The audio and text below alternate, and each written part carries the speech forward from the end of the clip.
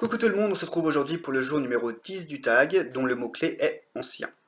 Le mot ancien, pour moi, donc évidemment, ça m'évoque le passé, ça m'évoque l'histoire, et en ce qui nous concerne, la relation de la communauté ésio-païenne au passé, à l'histoire, qui est plutôt compliquée. Par exemple, un des points communs à toutes les religions néo-païennes, c'est leur intérêt plus ou moins prononcé envers les religions pré-chrétiennes. Donc, comme vous le savez, les religions reconstructionnistes veulent reproduire, les religions syncrétiques s'inspirent et mélangent. Cet intérêt est donc relatif à l'histoire des religions. Or, les religions néo-païennes, en particulier, sans vouloir faire de favoritisme, surtout les religions syncrétiques néo-païennes, ont fait et font encore un usage assez suspect, déviant de l'histoire. En réalité, pour l'anecdote, c'est parfaitement logique que ce soit cette branche-là qui soit davantage concernée que l'autre, non seulement par sa nature elle-même, mais aussi par son histoire. Mais bon, c'est un sujet que je veux garder la vidéo le plus court possible, donc je ne vais pas en parler. Donc par usage déviant, douteux, je parle en fait de réécriture historique, d'invention, même d'invention, oui, de faits présentés comme historiques, mais qui ne le sont pas, voire même de révisionnisme.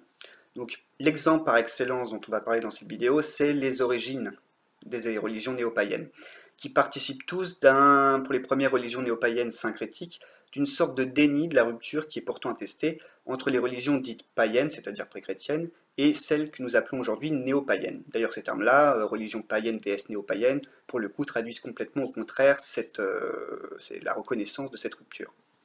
Mais au 19e et 20e siècle, et même le 18e en fait, la mode dans certains cercles était plutôt dans l'affirmation du contraire, donc on voulait faire valoir une continuité des religions païennes anciennes qu'on prétendait toujours avoir été dissimulées, cachées, ce qui permettait de justifier le fait que les spécialistes, à commencer par les historiens, n'en aient pas connaissance. C'est-à-dire, en gros, pour pouvoir répondre à la question, mais pourquoi donc les spécialistes, les universitaires, les historiens, eux affirment qu'il n'y a pas de continuité, que les religions païennes anciennes se sont bien éteintes en Europe? Et bien la réponse était toute trouvée. Ah bah oui, mais ils ne pouvaient pas le savoir, puisque cette continuité a toujours été cachée, gardée secrète, et seuls les initiés, évidemment, en avaient connaissance. Et la personne qui prétendait ça se prétendait au passage, évidemment, être initiée. Bref, revenons à cet exemple des origines des religions néo-païennes, puisque donc c'est le sujet de cette vidéo. En fait, on parle ici d'origine ou de genèse mythique, c'est-à-dire que, je ne sais pas si on dit genèse ou genèse, j'ai toujours un doute, c'est-à-dire qu'à la mode franc-maçonne, qui est pourtant née au XVIIIe, mais qui se réclamait d'avoir un lien avec le temple de Jérusalem, tout ça, tout courant religieux ou magico-religieux néo-païen ont voulu se donner une ancienneté. Vous voyez comment je retombe sur mes pattes avec le mot-clé. Une ancienneté qu'ils n'avaient en fait pas. Et pour ce faire, ils employaient ce système des genèses mythiques. Trois exemples concrets pour illustrer: le druidisme, l'astrégaria et la Wicca, Wicca au sens exclusif du terme. Pour le druidisme, c'est Iolo Morganwg qui, à la fin du XVIIIe siècle, il se pointe avec des manuscrits. Il prétend que ce sont là des manuscrits rédigés par des druides s'étant convertis au christianisme et que ces manuscrits étaient conservés secrets dans sa famille.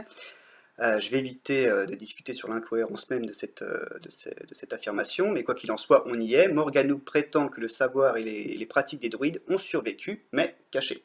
Et que lui, bien sûr, dans sa grande bonté, l'ayant reçu en héritage, vient le partager avec le monde.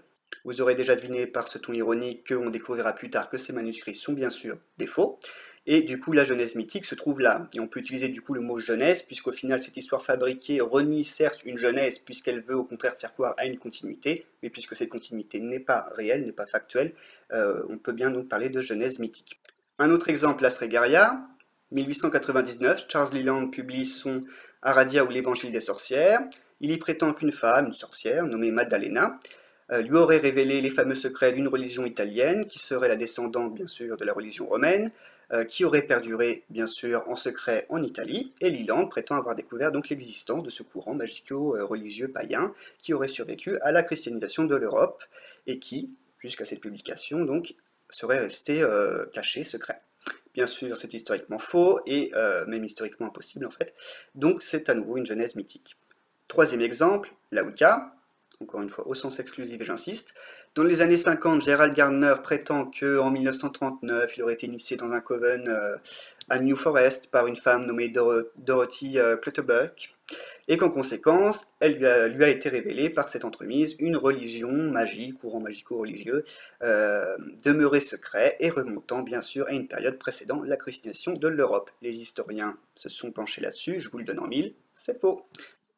Vous remarquerez d'ailleurs deux choses intéressantes. La première, c'est que tous trois, Iolo Morganwg, Charles Leland et Gerald Gardner, et en réalité bien d'autres aussi, on peut citer Raymond Buckland par exemple, se cachent toujours derrière une sorte de bouclier.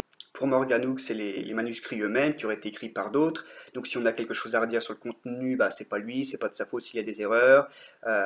C'est ceux qui ont écrit les manuscrits qui ont commis ces erreurs. Pour Leland et Gardner, ils prétendent que leurs informations proviennent d'une femme, Madalena ou Dorothy. Donc même chose, si quelqu'un a à redire, c'est pas eux, c'est Madalena ou Dorothy qu'il faut accuser. Et pour l'anecdote, d'ailleurs, Madalena et Dorothy, on n'a pas été capable de les retrouver. Hein. Vraisemblablement, ces deux femmes, en fait, n'ont jamais existé. Et la deuxième, c'est le lien qui est fait entre paganisme, qu'on devrait déjà appeler néo-paganisme, en réalité, et la sorcellerie. C'est dû à la popularité d'une théorie, la théorie du witch cult. Je rentre pas dans les détails ici, parce que sinon ça va allonger beaucoup trop la vidéo. Mais bon, ça touche un peu au sujet quand même. Mais c'est une théorie donc, qui faisait le lien effectivement entre possiblement une religion ou des religions païennes anciennes et la sorcellerie qui aurait survécu, si vous voulez, dans la sorcellerie. Cette théorie s'est aussi avérée fausse. Donc voilà quelques illustrations extrêmement rapides, quelques exemples de ce rapport complexe et déviant que très tôt le néopaganisme et la sorcellerie néo-païenne ont eu avec l'histoire. Il y en a bien d'autres en réalité qu'il faudrait raconter. Mais bon, voilà, comme ce sont les vidéos pour ce tag se veulent être courtes, je suis pas rentré dans les détails, j'ai préféré seulement parler de ces genèses mythiques. Mais ça veut dire que notre communauté, quand il en vient à l'histoire, elle a une vision complètement distordue, voire mensongère même, de son propre passé déjà, sa propre histoire, mais aussi de l'histoire des religions païennes anciennes, de l'histoire de la magie et de la sorcellerie. Ce qui circule dans notre communauté sur ces sujets tiennent souvent davantage du fantasme en fait qu'on aimerait voir être véritable et historique, mais qui en réalité donc n'est pas du tout factuel, n'est pas du tout historique. Et du coup, au passage, vous remarquerez aussi cette ambivalence qu'on a vis-à-vis de nos grands noms, nos grands personnages du néopaganisme et de la sorcellerie néo-païenne, qui sont à la fois des pionniers, des fondateurs, mais qui sont aussi des menteurs quelque part. Donc vraiment, quand il en vient en question historique, je ne peux que rappeler que de la même manière, quand on consulte un médecin quand on a un problème de santé, quand on fait des recherches en histoire, on consulte des historiens, donc des docteurs en histoire d'ailleurs. Parce que les livres rédigés par des néo-païens sont truffés du coup de ces inventions, de ces réécritures. Et d'ailleurs dans une vidéo qui date de l'année dernière, une vidéo lecture du moment, j'avais par exemple montré du doigt ce genre de choses dans un ouvrage de Doreen Valiente, Natural Magic, où Madame prétendait que c'était avéré que les Britanniques descendaient des Atlantes et que des Égyptiens auraient un jour vécu dans le sud de l'Angleterre, apportant avec eux leur savoir mythique, etc. et l'ayant transmis bien sûr aux Britanniques, bref. Vous voyez un peu le phénomène de prendre ses désirs pour des réalités, si on veut, qui est quelque chose qui était extrêmement répandu au siècle dernier et qui reste malheureusement toujours présent dans notre communauté, puisque toujours transmis par des nouveaux auteurs qui répètent telles quelles sans forcément aller consulter les personnes concernées, les spécialistes, archéologues, historiens, anthropologues, etc. Donc méfiez-vous, doutez toujours, remettez toujours en question toute affirmation qui touche à l'histoire quand vous lisez des auteurs néo-païens, parce qu'il y a franchement plus de chances que ce qu'ils racontent soit faux, d'une manière ou d'une autre, plutôt que ce soit vrai. Voilà pour ce jour numéro 10 qui a été plutôt difficile à garder le plus court possible, parce qu'évidemment l'histoire c'est un sujet sur lequel je pourrais parler des heures. Je vous dis donc à bientôt dans une prochaine vidéo.